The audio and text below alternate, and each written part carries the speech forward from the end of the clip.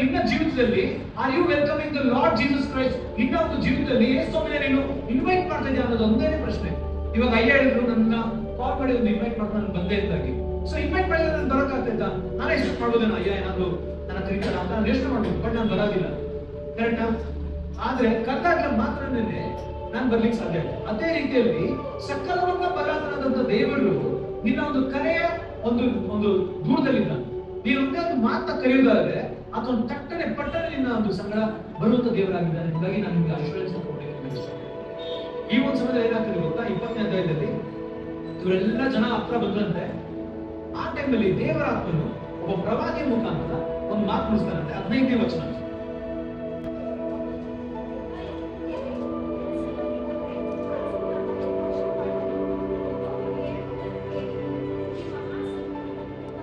ಏನಂತ ಹೇಳ್ತದೆ? ಇನ್ನೊಂದ್ಸಲ ಓದ್ತೀನಿ ನಾನು. ಈ ಮಹಾ ಸಮೂಹದ ನಿಮಿತ್ತವಾಗಿ ಕಳವಳಗೊಳ್ಳಬೇಡಿರಿ, ಹೆದರಬೇಡಿರಿ. ಈಗ ಹೇಳ್ತಾರ ವಾಕ್ಯನ ಗಮನಿಸ್ರಿ. ಯುದ್ಧವು ನಿಮ್ಮದಲ್ಲ, ಯುದ್ಧವು ಯೆಹೋವನದೇ, ಯುದ್ಧವು ದೇವರದ್ದು. ಏನ ನಮ್ಮ ಜೀವಿತದಲ್ಲಿ ಸಮಸ್ಯೆ ಬಂದಾಗ ಭಯಪಟ್ಟಾಗ ನಾವು ಭಯಪಡೋ ತಪ್ಪು ಅಂತ ಹೇಳ್ತಲ್ಲ, ಬಟ್ ಆ ಭಯದಲ್ಲಿ ನೀನು ಯುದ್ಧ ಶೂರನಾದಂತ ದೇವರನ್ನ ನೀನು ಇನ್ವೈಟ್ ಮಾಡ್ತಿದ್ದ, ನೀನು ಕರಿತಿದ್ದ. ಅಪ್ಪ ಯೇಸುವೆ, ನನ್ನ ಜೀವಿತದಲ್ಲಿ ಈ ಸಮಸ್ಯೆ ಇದೆ, ನೀನು ಬಂದು ನನಗೆ ತೊಂದರೆಯಿಂದ ದೂರ ಮಾಡುವಂತ ಕೇಳಲಿಕ್ಕೆ ಶಕ್ತನಾಗಿದ್ಯಾ ಅನ್ನೋದೇ ಒಂದು ವಿಚಾರ. ಏನ ಓಕೆ, ಇನ್ನೊಂದು ಚಿಕ್ಕದು, ಯುದ್ಧವು ಯೆಹೋವನದಲ್ಲ ಅನ್ನೋದು ಇನ್ನೊಂದು ಸಂದರ್ಭ ಬರುತ್ತೆ ಇಲ್ಲಿ ಬೈಬಲಲ್ಲಿ. ಯುದ್ಧವು ನನ್ನದಲ್ಲ, ಯುದ್ಧವು ಯೆಹೋವನದೇ ಅಂತ ಇನ್ನೊಬ್ಬ ವ್ಯಕ್ತಿ ಹೇಳ್ತಾನೆ ಬೈಬಲಲ್ಲಿ. ಯಾರದು? ದಾವೀದ ಗೊಲ್ಯಾತನ ವಿರುದ್ಧ ಹೋದಾಗ ಅವನೇನ್ ಮಾಡ್ತಾನಂತೆ, ನೀನ್ ಯಾರು ಸುನ್ನತಿಲ್ಲದವನು ನಮ್ಮ ಒಂದು ವಿರುದ್ಧ ಬರೋದಕ್ಕೆ? ಯುದ್ಧವು ನನ್ನದಲ್ಲ. ಹಾಗಾಗಿ ಅವನಿಗೆ ನಿಂತ್ಕೊಂತಾನೆ. ಈಟಿ ಬರ್ಜಿ ಏನು ಬೇಕಾಗಿಲ್ಲ, ಖಡ್ಗ ಬೇಕಾಗಿಲ್ಲ ನಮಗೆ. ಯೆಹೋವನೆಂಬ ನಾಮ ಒಂದು ಸಾಕು. ಎಂತ ದೊಡ್ಡ ವೈರಿ ಬರೋದಾದ್ರೆ ನನ್ನನ್ನು ನಾವು ಸೋಲಿಸಲಿಕ್ಕೆ ನಮಗೆ ದೇವ್ರ ಶಕ್ತಿ ಕೊಡ್ತಾನೆ. ಆ ಚಿಕ್ಕ ದಾವಿದನಿಗೆ ಆ ದಿನ ಗೊತ್ತಿತ್ತು. ಸೊ ಈ ಒಂದು ಸಮಯದಲ್ಲಿ ಮಾರ್ಕನ ಸುವಾರ್ತೆಯಲ್ಲಿ ಹೋಗೋದಾದ್ರೆ ಇಲ್ಲಿ ಮಹಾಸಮೂಹ ಯೇಸುವಿನ ಹಿಂದೆಗೆ ಬಂದಿತ್ತು. ಬಟ್ ಯೇಸುಸ್ವಾಮಿ ಏನ್ ಮಾಡ್ತಾರೆ ಅಂದ್ರೆ, ಆ ಒಂದು ಸಂದರ್ಭದಲ್ಲಿ ಆ ಎಲ್ಲಾ ಸಮೂಹನ ಬಿಟ್ಬಿಟ್ಟು ಏನ್ ಮಾಡ್ತಾನಂತೆ, ಆ ಒಬ್ಬನೇ ಒಬ್ಬ ವ್ಯಕ್ತಿ, ಅವನ ಹೆಸರು ಏನಂತ ಬರ್ದಿಲ್ಲ ಈ ಬೈಬಲ್ ಅಲ್ಲಿ, ಬಟ್ ಆದ್ರೆ ದಂಟಿನಿಂದ ಪೀಡಿತನಾದಂತ ಒಬ್ಬ ವ್ಯಕ್ತಿ ಅಂತಾಗಿ ನಮಗೆ ಗೊತ್ತಿದೆ. ಆ ವ್ಯಕ್ತಿನ ಬಿಡಿಸೋದಕ್ಕೋಸ್ಕರ, ಡೆಲಿವರೆನ್ಸ್ ಮಾಡೋದಕ್ಕೋಸ್ಕರ, ವಿಮೋಚಿಸೋದಕ್ಕೋಸ್ಕರ ಏನ್ ಮಾಡ್ತಾರೆ ದೇವರು? ಆಚೆ ತರಕ್ಕೆ ಎಂತ ಒಂದು ಎಫರ್ಟ್ಸ್ ಅಲ್ಲ. ಈಗ ಒಬ್ಬ ವ್ಯಕ್ತಿ ದೊಡ್ಡವನ್ನ ಇಲ್ಲ ಸಾವಿರಾರು ಮಂದಿ ಬಂದಿದ್ದಾರೆ, ಅವ್ರ ವಿಚಾರ ನಾವು ಪೂರ್ತಿ ಯೋಚನೆ ಮಾಡಬಹುದು. ಒಬ್ಬ ವ್ಯಕ್ತಿಗೋಸ್ಕರ ಹೋಗಿ ನೋಡ್ಬೇಕಾ, ಇಲ್ಲ ಸಾವಿರಾರು ಮಂದಿಗೋಸ್ಕರ ನಾವು ಪ್ರಶ್ನೆ ಮಾಡಬೇಕು? ನಮ್ಮ ಬೈಬಲ್ ಏನ್ ಗೊತ್ತಾ, ನಾವೆಲ್ಲ ಅನ್ಕೋತೀವಿ ಮೆಜಾರಿಟಿ ಎಲ್ಲಿ ಜಾಸ್ತಿ ಇದೆ ಅಲ್ಲಿ ನಾವು ಇರ್ಬೇಕು ಅಂತ ನಾವು ಅನ್ಕೋತೀವಿ. ಬಟ್ ಆದ್ರೆ ನಾನು ಒಬ್ಬನೇ ಒಬ್ಬ ಇರೋದಾದ್ರು I am minority. Let's assume ನಾನು ಒಬ್ಬ ನಿಂತ್ಕೊಂಡಿದ್ದೀನಿ, ನೀವೆಲ್ಲ ಅಲ್ಲಿದ್ದೀರಾ, ನೀವು ಮೆಜಾರಿಟಿ, ನಾನು ಒಬ್ಬ ಇಲ್ಲಿ ಇದ್ದೀರೋ minority. But with the Lord, when I stand, even this minority will become majority. Amen. ಅರ್ಥ ಆಗ್ತಾ ಇದೆಯಾ? ನಾನು ಏನು ಇಲ್ಲದವನಾಗಿದ್ದಾದ್ರೂ ಕೂಡ ಒಬ್ಬರೇ ಒಬ್ಬ ಯೇಸುಸ್ವಾಮಿ ನನ್ನ ಒಟ್ಟಿಗೆ ಅಕಂಪನಿ ಮಾಡೋದ್ರಿಂದ ನಾನು ಎಲ್ಲರಿಗಿಂತ ದೊಡ್ಡವನಾಗ್ಬಿಡ್ತೀನಿ. ನಾನು ನಿಮ್ಗೆ ಹೇಳ್ತಲ್ಲ, ಅರ್ಥ ಆಗ್ತಾ ಇದೆಯಲ್ಲ, ನಾನು ಹೇಳಿ ಟ್ರೈ ಮಾಡ್ತೀನಿ ಅಂತ. ಸೊ ನಮ್ಮ ಜೀವಿತದಲ್ಲಿ ನಮ್ಮ ಒಟ್ಟಿಗೆ ಯಾರಿದ್ದಾರೆ ಅನ್ನೋದು ಪ್ರಶ್ನೆ ಬೇಕಾಗಿಲ್ಲ. ನನ್ನೊಟ್ಟಿಗೆ ಯೇಸುಸ್ವಾಮಿ ಇದ್ದಾರಾ ಇಲ್ವಾ ಅನ್ನೋದು ಒಂದೇ ಪ್ರಶ್ನೆ ಸಾಕು. ದೇವರು ನಮ್ಮ ಸಂಗಡವಿರುವುದಾದ್ರೆ ಅಷ್ಟೇ. ಸೊ ಇಲ್ಲಿ ಮಾರ್ಕದಲ್ಲಿ ನಮ್ಗೆ ಒಂದು ಅರ್ಥ ಆಯ್ತು ಏನಂದ್ರೆ, ಎಷ್ಟೋ ದೊಡ್ಡ ಜನಸಮೂಹನ ಬಿಟ್ಟು ಆ ಗೆದ್ರೇನ ಸೀಮೆಗೆ ಹೋಗಿದ್ದೇನಕ್ಕೆ? ಒಬ್ಬ ವ್ಯಕ್ತಿನ ವಿಮೋಚಿಸೋದಕ್ಕೆ, ಆ ದಂಡಿನಿಂದ ಪೀಡಿತನಾದಂತ ಒಬ್ಬ ವ್ಯಕ್ತಿನ ಏನ್ ಮಾಡ್ತಾರೆ, ಬಿಡಿಸಿ ನಾಲ್ಕೋಸ್ಕರ ಮಾಡ್ತಾರೆ. ಮೊಟ್ಟ ಮೊದಲಾಗಿ ಮರಿಯಳಿಗೆ ಇನ್ನೂ ಗರ್ಭಿಣಿ ಹಾಗೆ ಧರಿಸಬೇಕು. ಆ ಟೈಮ್ನಲ್ಲಿ ದೇವದೂತ ಬಂದು ಕಾಣಿಸ್ಕೊಂಡಾಗ ಏನಂತ ಹೇಳ್ತಾರೆ, ಆತನಿಗೆ ನೀವು ಏನಂತ ಹೆಸರಿಡ್ಬೇಕು? ಯಾಕೆ? ಆತನು ತನ್ನ ಜನರ ಪಾಪಗಳನ್ನು ಬಿಡಿಸಿ ಕಾಯುವಂತ ದೇವರಾಗಿದ್ದಾನೆ. ನಮ್ಮ ಪಾಪಗಳನ್ನು ಬರೀ ಬಿಡಿಸುವಂತ ಮಾತ್ರ ಅಲ್ಲ, ನಮ್ಮನ್ನ ಕಾಪಾಡುವಂತ ದೇವರಾಗಿದ್ದಾನೆ. ಕಾಪಾಡುವಂತ ದೃಷ್ಟಿ ಯಾಕಪ್ಪ ಅಂತಂದ್ರೆ, ಆತನೇ ಬೇಕಿದ್ರೆ ಸಾಯೋದಕ್ಕೆ ರೆಡಿ, ಆದ್ರೆ ನಮ್ಮನ್ನ ಸಾಯೋದಕ್ಕೆ ಒಪ್ಪಿಸ್ಕೊಡುವಂತ ದೇವರಲ್ಲ. ಏನೇ ಒಂದು ಕುರಿ ಕಳೆದೋದ್ರೆ ಏನ್ ಮಾಡ್ತಾನಂತೆ ದೇವರು? 99 ಕುರಿನ ಬಿಟ್ಟು ಆ ಒಂದು ಕುರಿನ ಹುಡ್ಕೊಂಡು ಹೋಗ್ತಾನಂತೆ. ಇವತ್ತು ದಿನದಲ್ಲಿ ಈ ಒಂದು ಸಮಯದಲ್ಲಿ ನಿಮ್ಗೆ ನಾನು ಕೊಡ್ತಾರಂತ ಅಶ್ಯೂರೆನ್ಸ್ ಏನಂದ್ರೆ, ನಿಮ್ಮಲ್ಲಿ ಯಾರಾದ್ರೂ ಯೋಚನೆ ಮಾಡ್ತಾರೆ, ಅಯ್ಯೋ ಈ ಒಂದು ಸಮಯದಲ್ಲಿ ನಾನು ಒಂದು ಭಯಭ್ರಾಂತನಾಗಿದ್ದೇನೆ, ನನ್ನ ಜೀವಿತ ಸರಿ ಆಗ್ತಾ ಇಲ್ಲ ಅಂತಂದ್ರೆ ಆ ಯೇಸುಸ್ವಾಮಿ ಇದ್ದಾನೆ. ನಿಮ್ಮ ಜೀವಿತದಲ್ಲಿ ನೀವೇ ಅನ್ಕೋತಾ ಇರ್ಬೋದು, ನಾನು ಯೇಸುವಿನಿಂದ ಬಹಳ ದೂರ ಹೊರಟೋಗ್ಬಿಟ್ಟಿದ್ದೀನಲ್ಲ, ನನ್ನ ಜೀವಿತ ಯಾರಪ್ಪ ಮತ್ತೆ ಯೇಸುವಿನ ಜೊತೆಗೆ ಒಂದು ಸಂಬಂಧ ಒಂದು ಕ್ರಿಯೇಟ್ ಮಾಡ್ಕೊಡ್ಬೋದು ಅಂದ್ರೆ ಅದೇ ಯೇಸು ಹೇಳ್ತಾನೆ, ನಾನು ಹಿಂದೆ ಹುಡ್ಕೊಂಡ್ ಬರ್ತಾ ಇದ್ದೀನಿ ಮಗನೇ, ನಾನು ನಿನ್ನ ಬಿಟ್ಟು ಹಿಂದಕ್ಕೂ ಹೋಗೋದಿಲ್ಲ, ನಿನ್ನ ಕರಿಯಪ್ಪ ಅಂತ ನಾನು ಬರ್ತೀನಿ, ನಿನ್ನೊಟ್ಟಿಗೆ ನಿನ್ನ ಕಾಪಾಡ್ತೀನಿ. ಇನ್ನೊಂದು ಪ್ರಶ್ನೆ ಕೇಳೋಣ.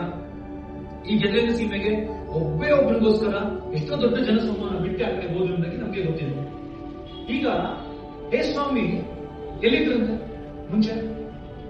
ಮರಿಯಳ ಹೊಟ್ಟೆಗೆ ಬರೋದಕ್ಕೆ ಮುಂಚೆ ಎಲ್ಲಿದ್ರು?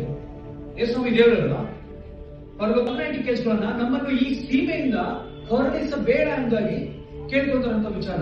ಒಂದು ಸೀಮೆಯಿಂದಾನೇ ಬಿಡ್ಬೇಡ ಅಂತ ಹೇಳಿದ್ರೆ ಇನ್ನೊಂದ್ ಕಡೆ ನಮ್ಮನ್ನ ಬಿಟ್ಟು ಹೋಗ್ತಾನ, ನಮ್ಮನ್ನ ಕಾಣಿಸುವಂತವ್ರನ್ನ ಆಗಿದ್ದಾನೆ.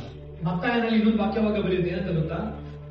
ನಮ್ಮ ದೇಹದಿಂದ ಸೈತಾನ ಬಿಟ್ಟು ಹೊರಡೆ ಹೋದಾಗ ಅಲ್ಲಿ ನಾವು ಯೇಸುವಿನ ವಾಪಸ್ ರಿಪ್ಲೇಸ್ ಮಾಡ್ಬೇಕಂತೆ. ಅರ್ಥ ಆಗ್ತಾ ಇದೆಯಾ? ಆ ಸ್ಥಳಕ್ಕೆ ಇನ್ನೊಬ್ಬರನ್ನ ತಂದು ಕುಂಡಿಸ್ಬೇಕು. ಸೈತಾನ ನಮ್ಮನ್ನ ಒಳ್ಳೆ ಕುತ್ಕೊಂಡು ಏನ್ ಮಾಡ್ತಾನೆ, ನಮ್ಗೆ ಶೋಧನೆ ಕೊಡ್ತಾ ಇರ್ತಾನಂತೆ. ಆ ಸಮಯದಲ್ಲಿ ನಾವು ಒಂದು ಎಲ್ಲೋ ಒಂದು ಪಾಸ್ಟರ್ಗೆ ಯಾರಾದ್ರೂ ಐವತ್ತು ಬಂದು ಪ್ರಾರ್ಥನೆ ಮಾಡಿಸ್ಕೊಂಡಾಗ ದೆವ್ವ ನಮ್ಮಿಂದ ಬಿಟ್ಟು ಹೋಗ್ತಾರೆ. ಕರೆಕ್ಟಾ? ಅದಾದ್ಮೇಲೆ ನಾವು ಸ್ವಂತ ಇಚ್ಛೆಯಿಂದ ಎಷ್ಟಪ್ಪ ನನ್ನೊಳಗೆ ಬಂದು ಜೀವಿಸು, ನೀನು ನನ್ನನ್ನು ಆಶೀರ್ವಾದ ಮಾಡಿ ನನ್ನೊಟ್ಟಿಗೆ ನಡಿ ಅಂತಾಗಿ ನಾವು ಕೇಳ್ಕೊಳ್ಬೇಕು. ಆಗ ದೇವರ ಆತ್ಮನ ಒಳ್ಳೆ ಇದ್ದಾನೆ. ಇಲ್ಲ ಏನಾಗ್ತದಂತೆ ಗೊತ್ತಾ? ಬಿಟ್ಟು ಹೋಗ್ತಾನಂತೆ. ಮತ್ತೆ ವಾಪಸ್ ಬಂದು ಖಾಲಿ ಇದೆಯಾ ಜಾಗ ಅಂತ ಹುಡ್ಕೊಂಡು ಏನ್ ಮಾಡ್ತಾನಂತೆ, ಮತ್ತೆ 7 ಮಂದಿನ ಕರ್ಕೊಂಡ್ ಬರ್ತಾನಂತೆ ಸೈತಾನನ್ನ. ಮತ್ತೆ ಮುಂಚೆಗಿಂತ ಬಹು ಕೆಟ್ಟ ಒಂದು ಸ್ಥಿತಿನ ತಂದು ಕೊಡ್ತಾನೆ ಎಂದಾಗಿ ಸೈತಾನನ್ನ ಒಂದು ಕುರಿತು ಮಾತುಗಳು ನಾವು ಹೇಳ್ತಾರೆ. ಬಟ್ ಈಗ ಸೈತಾನ ತುಂಬಾ ದೊಡ್ಡವನ, ಸೈತಾನ ನಮ್ಮ ಯೇಸುಸ್ವಾಮಿಗಿಂತ ದೊಡ್ಡವನ ಸಾಧ್ಯವೇ ಇಲ್ಲ. ಯಾಕೆ ಅಂತಂದ್ರೆ ಯೇಸುಸ್ವಾಮಿ ಒಬ್ಬರೇ ಒಬ್ರು ಸಾಧಾರಣ ಮನುಷ್ಯನ ರೂಪದಲ್ಲಿ ಬದುಕ್ತಾ ಇದ್ದಾಗ, ಆತನ ಭೇಟಿಯಾದಾಗ ಆತನ ದೆವ್ವಗಳೆಂತ ಹಚ್ಕೊಂತಂದ್ರೆ, ದೇವಕುಮಾರನ ನೋಡಿ ನಿಮಗೆ ಯಾಕೆ ನನ್ನ ತೊಂದರೆ ಕೊಡಕ್ ಬಂದಿದ್ಯಾ, ನನ್ನ ಈ ಸೀಮೆಯಿಂದ ನನ್ನ ಹೊರಡಿಸ್ಬೇಡ ಅಂತ ರಿಕ್ವೆಸ್ಟ್ ಮಾಡ್ತದೆ, ದೇವರಿಗೆ ಪ್ರೇ ಮಾಡ್ತಾ ಇದ್ದಾರೆ. ಸೊ ನಮ್ಗೇನ್ ಅರ್ಥ ಆಗ್ಬೇಕು ಅಂತಂದ್ರೆ, ನಮ್ಮ ದೇವರು ಸರ್ವಶಕ್ತನಾಗಿದ್ದಾನೆ, ಆತನು ಎಲ್ಲವನ್ನು ಮಾಡ್ಲಿಕ್ಕೆ ಸಾಮರ್ಥ್ಯವುಳ್ಳ ದೇವರಾಗಿದೆ. ಆಮೇಲೆ ಓಕೆ, ಆದಿಕಾಂಡ 1ನೇ ಅಧ್ಯಾಯದಲ್ಲಿ ತೆಗೆಯಕ್ಕೆ ಹೋಗಬೇಡ, ನಿಮ್ಮೆಲ್ಲರಿಗೂ ಗೊತ್ತಿದೆ. ಅದಕ್ಕೋಸ್ಕರ ಮೊದಲನೇದಾಗಿ ಏನನ್ನ ದೇವರು ಉಂಟು ಮಾಡಿದ್ರು? ಬೆಳಕಾಗಲಿ ಅಂತ ಅಂದನ ಇಲ್ಲ, ಏನಾದ್ರು ವೈರ್ ಬಿಡ ತಂದು ಬಲ್ಬ್ ತಂದು ಫಿಕ್ಸ್ ಮಾಡಿ ಅಂತ ಟ್ರೈ ಮಾಡಿದ್ರು ದೇವರು. ಆತನು ಬಾಯಿ ಮಾತಿನಿಂದ ಅನ್ನಲು ಕಾರ್ಯ ಏನಾಯ್ತಂದ್ರೆ ನೆರವೇರ್ತಂತೆ. ಅದೇ ರೀತಿಯಲ್ಲಿ ಈ 4ನೇ ಅಧ್ಯಾಯದಲ್ಲಿ ನೋಡಿದರೆ, ಮಾತ್ರ 4ನೇ ಅಧ್ಯಾಯದಲ್ಲಿ ತೆಗೆಯಬೇಡ, ಅಲ್ಲಿ ಕೂಡ ಏನಾಗ್ತದಂತೆ, ಸಮುದ್ರವನ್ನು ಗದರಿಸುವಂತ ದೇವರಾಗಿದ್ದಾನಂತೆ. ಪೀಸ್ ಸ್ಟಿಲ್ ಇಂಗ್ಲಿಷ್ ನಲ್ಲಿ ಎಂತ ಬ್ಯೂಟಿಫುಲ್ ಮಾತಲ್ಲ.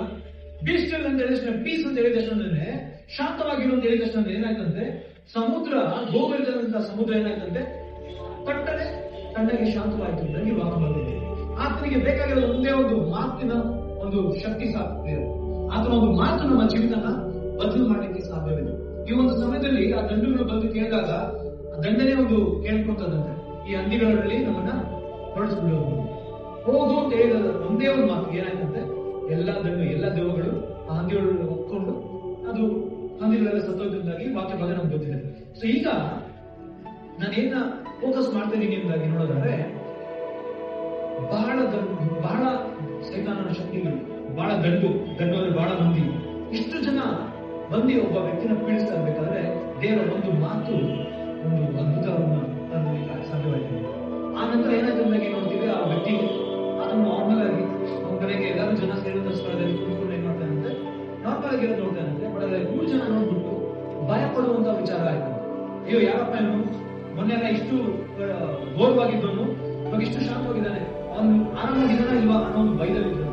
ಆ ರೀತಿಯಾದಂತಹ ಒಂದು ಶಾಂತ ಸ್ವರೂಪನ ಬೇರೆ ಮಾಡಬೇಕು ತಂದುಕೊಟ್ಟರಿಂದಾಗಿ ನಮ್ಗೆ ಕಂಡುಬರ್ತದೆ. ಸೊ ಈ ಒಂದು ಸಮಯದಲ್ಲಿ ಇನ್ನೊಂದು ವಾಕ್ಯವಾಗನ್ನ ಹೇಳ್ಬಿಟ್ಟು ನಾನು ಕ್ಲೋಸ್ ಮಾಡ್ತೀನಿ, ಚಿಕ್ಕದಾಗೆ ಮಾತಾಡ್ತೀನಿ.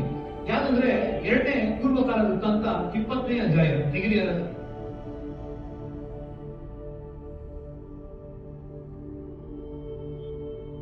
2ನೇ ಪೂರ್ವಕಾಲ ವೃತ್ತಾಂತ 20ನೇ ಅಧ್ಯಾಯ 1ನೇ ವಚನ. ಯಾರು ಓದ್ತೀರಾ? 2 ವಚನ.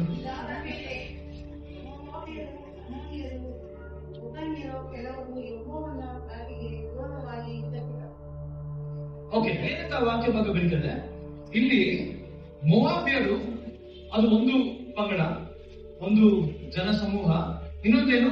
ಅಮ್ಮೋನಿಯರು. ಆಮೇಲೆ ಏನಂತ ಹೇಳ್ತದೆ, ಮೆಗೂನಿಯರಲ್ಲಿ ಕೆಲವರು, ಯೆಹೋಷಾಫಾಟನ ವಿರುದ್ಧವಾಗಿ ಏನಂತೆ ದಂಡೆ ಹಿಡಿದು ಬಂದ್ರಂತೆ ಯುದ್ಧ ಮಾಡೋದಕ್ಕೆ. ಏನ್ ಮಾಡ್ತದಂತೆ? ದಂಡೆ ಹಿಡಿದು ಬಂದ್ರಂತೆ. ಇವರ ಕೂಟವಾಗಿ ಬಂದು ಏನ್ ಮಾಡ್ತಾರೆ, ಒಂದು ದೊಡ್ಡ ಜನಸಮೂಹವಾಗಿ ಯೆಹೋಷಾಫಾಟನನ್ನ ಕೆಡಿಸ್ಬಿಡೋಣ ಅಂತಾಗಿ ಅವರ ಯೋಚನೆ ಆಗಿತ್ತು, ಆತನ ಸಂದರ್ಭ ಆಗಿತ್ತು. ನಿಮಗೆ ಒಂದು ಪ್ರಶ್ನೆ ಕೇಳ್ತೀನಿ, ನಿಮ್ಮ ಜೀವನದಲ್ಲಿ ಒಂದು ಸಡನ್ ಆಗಿ ಒಂದು ಸಮಸ್ಯೆ ಉಂಟಾಗಲಾರೆ, ಒಂದು ಚಾಲೆಂಜಿಂಗ್ ಸಿಚುವೇಶನ್. ಲೆಟ್ಸ್ ನಾಳೆ ಯಾರಿಗಾದ್ರೂ ನಾವು 10,000 ಕೊಡ್ತೀನಪ್ಪ ನಾಳೆ ಅಂತ ಹೇಳ್ಬಿಟ್ಟು ನಾನು ತಗೊಂಡ್ಬಿಡ್ತೀನಿ, ಬಟ್ ಬೈ ಚಾನ್ಸ್ ನಾನು ಕೊಡ್ಲಿಕ್ಕೆ ಸಾಧ್ಯ ಆಗಿಲ್ಲ. ಆ ವ್ಯಕ್ತಿ ನಾನು ಯಾರು ಕೇಳಿಸ್ಕೊಂಡಿನೋ ಆ ವ್ಯಕ್ತಿ ಕಾಣಿಸ್ಕೊಂತ ಹೋಗೋದು ನೆಕ್ಸ್ಟ್ ಡೇ, ಆಗ ನಮ್ಗೆ ಭಯ ಆಗ್ತಾ ಇದೆ. ಇಲ್ಲ ಡಾಕ್ಟರ್ ಹತ್ರ ಹೋಗ್ತೀವಿ, ಡಾಕ್ಟರ್ ಬಂದ್ಬಿಟ್ಟು ಏನೋ ಒಂದು ಪ್ರಿಸ್ಕ್ರಿಪ್ಷನ್ ಮಾಡ್ತಾರೆ, ಏನೋ ಪ್ರಾಬ್ಲಮ್ ಇದೆ ನಿಮ್ಗೆ, ಒಂದ್ಸಲ ಸ್ಕ್ಯಾನ್ ಮಾಡಿಸ್ಬಿಡಿ ಏನಂತ ತಿಳ್ಕೊಂಬಿಡೋಣ ಅಂದ್ರೆ. ಇನ್ನೂ ಏನ್ ಪ್ರಾಬ್ಲಮ್ ಅಂತ ಏನೋ ಡಾಕ್ಟರ್ ಹೇಳಿಲ್ಲ, ಸ್ಕ್ಯಾನ್ ಮಾಡಿಸಿದ ತಕ್ಷಣ ನನಗೆ ಏನಾಗುತ್ತೆ ಹಾರ್ಟ್ ಬೀಟ್. ಇಷ್ಟು ದಿನ ನಾನು ಹಾರ್ಟ್ ಬೀಟ್ ನನ್ ಸೌಂಡ್ ಕೇಳಿಸಲ್ಲ, ಬಟ್ ಆವಾಗ ದಿನ ಆ ಕ್ಷಣಕ್ಕೆ ಕೇಳಿಸುತ್ತೆ. ಕೇಳುತ್ತಾ ಭಯ ಆಗುತ್ತಾ? ಸೊ ಯೆಹೋಷಾಫಾಟನಿಗೆ ಏನಾಯ್ತಂತೆ, ಈ ವಿಷಯ ಕೇಳಿದಷ್ಟೇ ಅವನಿಗೆ ಭಯ ಅಂತ ತುಂಬಲಾಗುತ್ತೆ. ಸೊ ಪ್ರಿಯರೇ, ನಾನು ಎದೆ ಬಡಿತ ನಮಗೆ ಕೇಳಿಸುತ್ತೆ ಅಂತೆಲ್ಲ ಹೇಳಿದಾಗ ಅದು ವ್ಯಂಗ್ಯವಾಗಿ ನಾನು ಅಂದಿಸ್ತಾರೆ. ಭಯ ಪಟ್ಟಿದ್ದು ತಪ್ಪು ಅಂತ ಹೇಳ್ತಾರೆ. ಭಯ ಪಡೋದು ಓಕೆ. ನಾನೇನ್ ಹೇಳ್ತೀನಿ ಹೇಳಿ, ಭಯ ಪಡೋದು ಓಕೆ, ಭಯ ಪಡಲೇಬೇಡಿ, ಧೈರ್ಯವಾಗಿ ಹಂಗೆ ಇರ್ರಿ, ಒಂದು ಫೈಟ್ ತರ ಇರ್ರಿ, ನಾನು ಅಂತ ಹೇಳ್ತೇನೆ. ಇವನ್ ಯಾರು ಹೆದ್ರು ಮಕ್ಕಳ ಇದ್ದ ಬೈಬಲ್ ಯಾರಿರ್ಬೋದು ಹೇಳಿ? ಯಾರ ಗೊತ್ತಾ? ಹೆದ್ರು ಮಕ್ಕಳ ಗೊತ್ತಿಲ್ವಾ? ಬೈಬಲ್ ಅಲ್ಲಿ ಗಿದ್ಯೋನ್ ಭಯ ಪಡ್ಕೊಂಡು ಏನ್ ಮಾಡ್ತಾನೆ, ಮೈನೆ ಏನಂದ್ರೆ ದ್ರಾಕ್ಷಾರಸ ತೆಗೆಯೋ ಸ್ಥಳದಲ್ಲಿ ಗೋಧಿ ಬೆಳಿತಾ ಇದ್ದಂತೆ ಭಯ ಪಡ್ಕೊಂಡು. ಸೊ ಈ ರೀತಿಯಾದಂತ ಒಂದು ಹೆದ್ರು ಮಕ್ಕಳನ್ನ ಏನ್ ಮಾಡ್ದಂತೆ ದೇವರು ಯುದ್ಧಕ್ಕೆ ನಿಲ್ಲಿಸಿದಂತೆ. ಸೊ ಭಯ ಪಡೋದು ಓಕೆ ಪ್ರಿಯರೇ, ಬಟ್ ಆದ್ರೆ ಆ ಭಯದಲ್ಲೇ ಜೀವಿಸುವಂಥದ್ದು ತಪ್ಪಾಗ್ತದೆ. ನಾನು ನೀನು ಇವತ್ತು ಹಿಂದಿನ ದಿನಮಾನಗಳಲ್ಲಿ ಇವತ್ತು ನಾಳೆ ದಿನ ನಾನೇನಾದ್ರು ಭಯ ಪಡುವುದಾದ್ರೆ ಇಟ್ ಇಸ್ ಓಕೆ. ನಿನ್ನ ಜೀವಿತದಲ್ಲಿ ಒಂದು ಕಷ್ಟ ಸಮಸ್ಯೆ ಬರುವುದಾದ್ರೆ ಇಟ್ ಇಸ್ ಓಕೆ, ಬಟ್ ಆದ್ರೆ ನಿನ್ನ ಜೀವಿತದಲ್ಲಿ are you welcoming the Lord Jesus Christ? ನಿನ್ನ ಒಂದು ಜೀವಿತದಲ್ಲಿ ಯೇಸುವಿನ ನೀನು ಇನ್ವೈಟ್ ಮಾಡ್ತಾ ಇದೆಯಾ ಅನ್ನೋದು ಒಂದೇ ಪ್ರಶ್ನೆ. ಇವಾಗ ಅಯ್ಯ ಹೇಳಿದ್ರು, ನನ್ನ ಮರಳ ಹೊಟ್ಟೆಗೆ ಬರ್ತೀನಿ ಮುಂಚೆ ಹೇಳಿದ್ರು, ಯೇಸುವಿ ದೇವರಲ್ಲ, ಪರ್ವತದಲ್ಲಿ ಆಶೀರ್ವಾದನಾಗಿದ್ನಲ್ಲ. ಆದ್ರೆ ಅದನ್ನ ಏನ್ ಮಾಡ್ದಂತೆ, ನನ್ನ 2ನೇ ಫಿಲಿಪಿಯರ್ ಏನಂತ ಹೇಳುತ್ತೆ, ತನ್ನ ಮಹಾಪದವಿಯನ್ನು ಬಿಡುಗಡೆಂದು ನೆನೆಸದೆ ಅದನ್ನ ಏನ್ ಮಾಡ್ದಂತೆ, ತನ್ನನ್ನು ತಗ್ಗಿಸಿಕೊಂಡು ಶಿಲುಬೆ ಮರಣಕ್ಕೂ ತನ್ನನ್ನು ಒಪ್ಪಿಸಿಕೊಟ್ಟನು ಅಂತಾಗಿ ವಾಕ್ಯವಾದರು. ಕರೆಕ್ಟ್ ಅಲ್ಲ? ಚಿಕ್ಕಬಳ್ಳಾಪುರದಲ್ಲಿ ನೀನು ಯಾವುದೋ ಒಂದು ಊರಿನಲ್ಲಿ ಇರೋದಾದ್ರೆ ಕೂಡ ನಾನು ನೀನು ಹುಡ್ಕೊಂಡು ಬರ್ತೀನಿ ಅಂತಾಗಿ ದೇವರ ವಾಕ್ಯವಾಗ ಬರ್ತದೆ. ದೇವರು ನಿನ್ನನ್ನು ಬಿಡುವಂತ ದೇವರಲ್ಲ, ದೇವರು ನಿನ್ನ ಆಶೀರ್ವಾದ ಮಾಡುವಂತ ದೇವರಾಗಿದ್ದಾನೆ. ಯಾವುದೇ ತರ ದೊಡ್ಡ ದಂಡುಗಳು ಇರುವುದಾದ್ರೂ, ಯಾವುದೇ ತರ ದೊಡ್ಡ ಗೊಲಾಟ ಇರುವುದಾದ್ರೂ ನಿಮ್ಮ ಜೀವಿತದಲ್ಲಿ ನೀವು ಮಾತಾಡಬೇಕಾದ ಒಂದೇ ಒಂದು ಮಾತು ಏನು, ಯುದ್ಧವು ನನ್ನದಲ್ಲ, ಯುದ್ಧವು ಯೆಹೋವನದೇ. ಯೇಸುವಿ ಬಂದಿರುವುದಾದ್ರೆ ಎಲ್ಲಾ ದಂಡುಗಳು ನನ್ನ ಕುಟುಂಬನ, ನನ್ನ ಊರನ್ನ ಬಿಟ್ಟು ಹೊರಡೆ ಓಡುವುದಕ್ಕೆ ಸಿದ್ಧವಾಗ್ತದೆ ಅಂತಾಗಿ ನಿಮಗೆ ಗೊತ್ತಿರಬೇಕು. ಈ ಒಂದು ಸಮಯದಲ್ಲಿ ನಿಮಗೆ ಪ್ರಶ್ನೆ ಮತ್ತೊಂದಾಗಿ, ಭಯ ಇದೆಯಾ ನಿಮ್ಗೆ ಏನಾದ್ರು ನಿಮ್ಮ ಜೀವಿತದ ಕುರಿತು? ನೀವು ಚಿಂತಿಸುವಂತ ಮಕ್ಕಳಾಗಿದ್ದೀರಾ? ಇನ್ನೊಂದು ತಮಾಷೆ ಮಾತಾಡ, ತಮಾಷೆ ಅಲ್ಲ, ತುಂಬಾ ಸೀರಿಯಸ್ ಗಂಭೀರವಾದಂತ ಮಾತು. ಬಟ್ ತಮಾಷೆ ಏನಿದ್ದಾರೆ ನಾವು ಅದನ್ನ ಯೋಚನೆ ಮಾಡೋದಿಲ್ಲ, ನಾವು ಅದನ್ನ ಸೀರಿಯಸ್ ಆಗಿ ತಗೊಳ್ಳೋದಿಲ್ಲ. ದೇವರ ವಾಕ್ಯ ಭಾಗ, ಪ್ರತಿಯೊಂದು ವಾಕ್ಯ ಭಾಗ ದೇವರ ಆತ್ಮನೇ ಸ್ವತಃ ಇನ್ಸ್ಪೈರ್ ಮಾಡಿರೋದು. ಆತನು ಬ್ರೀತ್ ಅಂತ ಹೇಳುತ್ತೆ, ಗಾಡ್ ಬ್ರೀತ್ ಅಂತಾಗಿ ವಾಕ್ಯ ಭಾಗ ಹೇಳುತ್ತೆ. ಅರ್ಥ ಆಗ್ತದೆ? ದೇವರು ಸ್ವತಃ ನುಡಿದಂತ ಮಾತುಗಳು ಅಂತಾಗಿ ನಮ್ಗೆ ಅರ್ಥ ಆಗ್ತದೆ. ಈ ಒಂದು ಸಮಯದಲ್ಲಿ ಈ ವಾಕ್ಯ ಭಾಗದಲ್ಲಿ ಇನ್ನೊಂದು ಮಾತು ಬರ್ತದೆ, ವಯಸ್ಕರರ ಕುರಿತು ಒಂದು ವಾಕ್ಯ ಭಾಗ ಬರ್ತದೆ. ಏನಂತ ಹೇಳುತ್ತೆ? ವಯಸ್ಕರರು ಯಾರಲ್ಲಿ ಇದ್ದಿರೋ ವಯಸ್ಕರರು ಏನಂತ ಹೇಳುತ್ತೆ ಹೇಳಿ?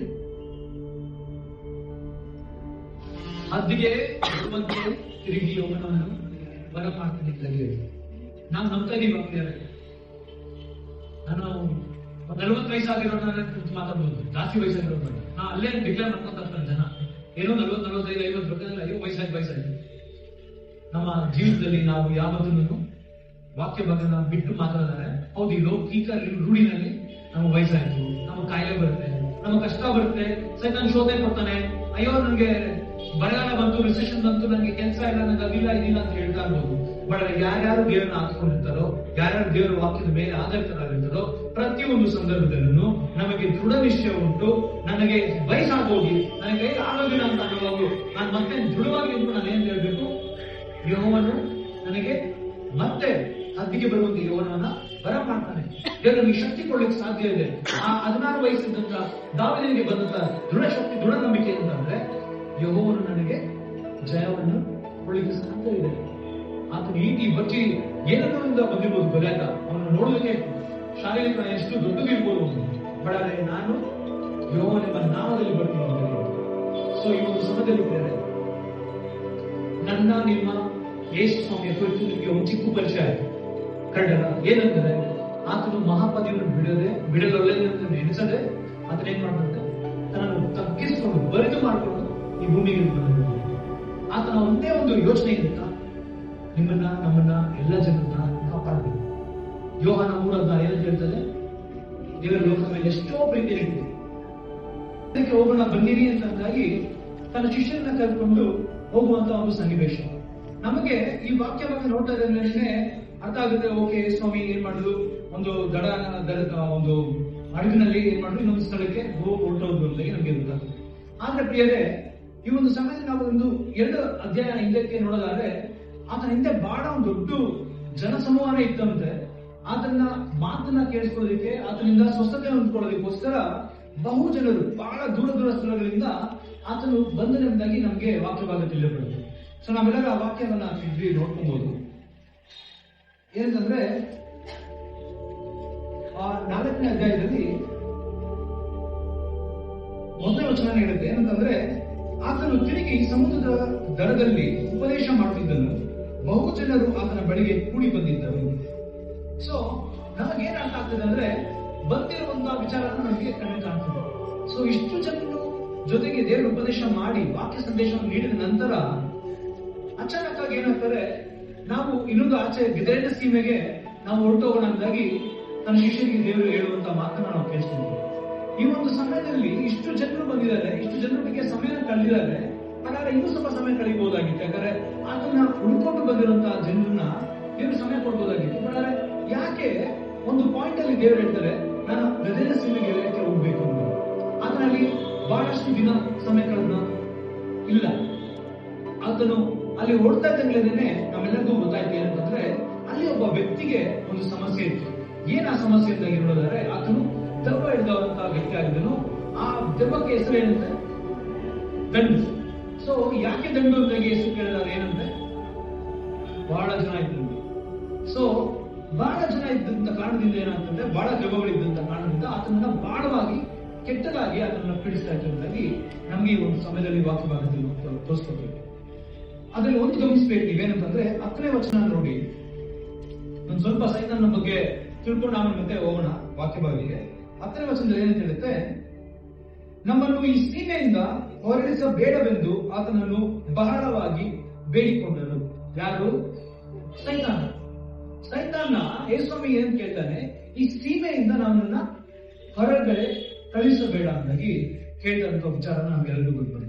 ಸೊ ಯಾಕೆ ನಾನು ಈ ವಾಕ್ಯ ಭಾಗನ ನಾನು ಎತ್ಕೊಂಡು ಮಾತಾಡ್ತಾ ಇದ್ದೀನಿ ಕೊನೆಯ ವಚನದ ಬಗ್ಗೆ ಅಂತಂದಾಗಿ ನೋಡೋದಾದ್ರೆ, ನಮ್ಮ ಜೀವಿತದಲ್ಲಿ ನಾವು ಅನ್ಕೋಬಹುದು ಏನಂತಂದ್ರೆ, ಓಕೆ ಸೈತಾನ ಎಲ್ಲರೂ ಕಾರ್ಯ ಮಾಡ್ತಾನೆ, ಬಟ್ ಅದು ನಿಮ್ಗೆ ಗೊತ್ತಿಲ್ವೋ ಅವನು ಬಹಳ ಸಿಸ್ಟಮೆಟಿಕ್ ಆಗಿ ಕೆಲಸ ಮಾಡ್ತಾನೆ. ಒಂದು ಸ್ಕೂಲಲ್ಲಿ ಒಂದು ಪ್ರಿನ್ಸಿಪಲ್, ಅವ್ರ ಕೆಳಗೆ ವೈಸ್ ಪ್ರಿನ್ಸಿಪಲ್, ಅದಾದ್ಮೇಲೆ HM, ಆಮೇಲೆ ಟೀಚರ್ಸ್ ಅಂತೆಲ್ಲ ಬರ್ತಾರೆ ಅನ್ನೋದಾದ್ರೆ, ಅದೇ ರೀತಿಯಲ್ಲೇ ಇವರು ಕೂಡ ತುಂಬಾ ಸಿಸ್ಟಮೆಟಿಕ್ ಆಗಿ ಸಬಾರ್ಡಿನೇಟ್ಸ್ ಇದ್ದಾರೆ.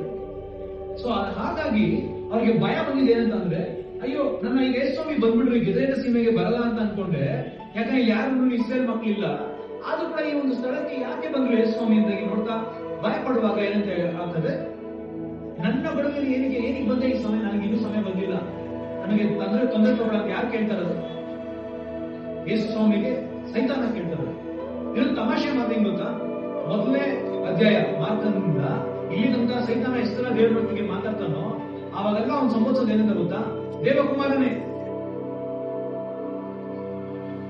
ತಮಾಷೆ ಮಾತೇನಂದ್ರೆ, ನಾವಿವತ್ತು ಯೇಸುಸ್ವಾಮಿನ ಗುರುತಿದ್ದೀವಿ ಅಂದ್ರೆ ಆತನು ದೇವಕುಮಾರನು, ಆತನು ದೇವರಿಂದಾಗಿ ಸೈತಾನ ಕೂಡ ಗೊತ್ತು. ಸೊ ನಮಗೂ ಸೈತಾನಗೂ ವ್ಯತ್ಯಾಸ ಇದೆಯಾ? ನಮ್ಗೆ ತಮಾಷೆಯಾಗಿ ಮಾತಾಡಿದ್ರೆ ಹೋಗಿ ಆತನಿಗೂ ಗೊತ್ತು, ನಮಗೂ ಗೊತ್ತು.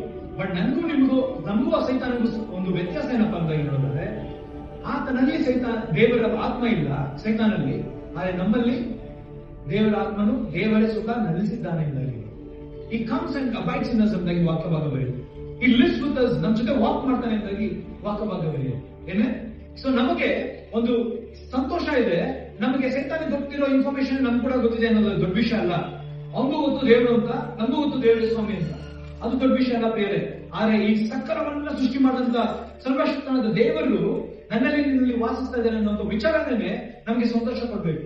ಈ ಒಂದು ಸಮಯದಲ್ಲಿ ನಿಮಗೊಂದು ಪ್ರಶ್ನೆ ಏನಪ್ಪಾ ಅಂತಂದ್ರೆ, ಒಂದು ಮನುಷ್ಯನಿಗೆ ದೆವ್ವ ಹಿಡಿದು ಬಿಟ್ಟು ಒಂದು ಸೀಮೆಯಿಂದ ನನ್ನನ್ನು ಹೊರಡಿಸ್ಬೇಡ ಅಂತ ಬೇರೆ ಕೇಳ್ತಿದ್ದಾನೆ ಅಂದ್ರೆ, ನಿಮಗೆ ಒಂದು ಪ್ರಶ್ನೆ, ನಮ್ಮ ಜೀವಿತಗಳಲ್ಲಿ ಸೈತಾನ ಅಡುಕು ತೊಡಕುಗಳು ಶೋಧನೆಗಳು ಇಲ್ವಾ? ಶೋಧನೆಗಳು ಇರ್ತದಲ್ಲ. ಈ ಸೈತಾನನ ಶೋಧನೆಗಳು ಬಂದಾಗ ನನ್ನ ನಿನ್ನ ನಡವಳಿಕೆ ಇಲ್ಲ, ನನ್ನ ನಿನ್ನ ರೆಸ್ಪಾನ್ಸ್ ಟು ದಿ ಸೇಟನ್ಸ್ ಅಟ್ಯಾಕ್ ಏನು? ಸೈತಾನ ನಮ್ಮ ಜೀವಿತದಲ್ಲಿ ಒಂದು ತೊಂದರೆ ಕೊಡುವಾಗ ನಾವೇನ್ ಮಾಡ್ತೀವಿ? ಫಾರ್ ಎಕ್ಸಾಂಪಲ್, ಎಲ್ಲ ಸೈತಾನ ಹಿಂಗೆಲ್ಲ ಅಟ್ಯಾಕ್ ಮಾಡ್ತಾನೆ ಅಂತ ಒಂದು ಏಜೆಂಟ್ಗೆ AI ಗೊತ್ತು, ಇಂಟೆಲಿಜೆನ್ಸ್.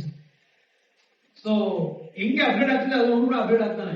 ಇಲ್ಲಿ ಈ ಮನುಷ್ಯನ ಏನ್ ಮಾಡ್ತದೆ, ಗವಿನಲ್ಲಿ ಹಾಕೊಂಡು ಕಲ್ಲಿಂದ ಅವನೇನೆ ಹಾಳು ಮಾಡ್ಕೊಂತಾರಂತ ವಿಚಾರ ನೋಡುತ್ತೆ. ಬಟ್ ಇಲ್ಲಿ ಇಂಟೆಲೆಕ್ಚುಯಲ್ ಆಗಿ ಕೂಡ ನಮ್ಮನ್ನ ಸ್ಪಾಯ್ಲ್ ಮಾಡುತ್ತೆ ಸೈಟನ್.